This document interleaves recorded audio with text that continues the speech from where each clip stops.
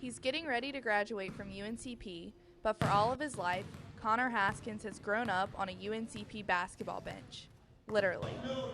While Dad coached, Connor kept a watchful eye over his dad's coaching strategy. I would have to say one of my best memories on the bench with my dad would be when we were down at the conference tournament when I was about 3 years old when he was coaching the men. And everyone looks over and I'm at the end of the bench and I'm just passed out, like sprawled out, asleep. And the women's basketball team was just horse laughing at me on the bench. And then I remember waking up with about 5 seconds left, hearing my dad's voice. And I just kind of came to the realization that I had slept through the whole second half. And that was a good memory. And then also just being around my father for the past few years here at UNC Pembroke, just watching him so enthusiastic and so passionate about his job has really just inspired me to be the best that I can be in all that I plan to do in my life. And Coach Haskins has similar memories of his son by his side. Probably when he was very young. I think he was 3 or 4 years old, and I was coaching the men, and we were playing down at Kennesaw State. Only game I've ever got kicked out of in my life. And so once the refs tossed me, I went down to the end of the bench.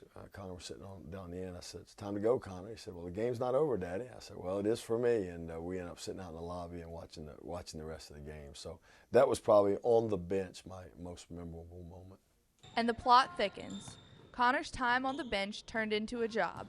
Now his role has changed. Instead of just watching, he now has an active role in assisting his dad. And his work doesn't go unnoticed.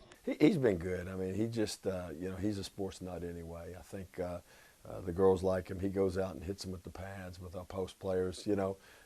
Hasn't done it much this year, but last year he actually went out there and practiced a little bit with them and was very, as usual, was very aggressive and got used to playing against a very aggressive player. So he's been very good on the bench. He helps keep charts and he gets on the refs probably more than I do, but he's been very valuable to our basketball program, and it's been great to have him over there on the bench. As a former UNCP student athlete himself, Connor understands the commitment of players and the time devoted to making a winning program.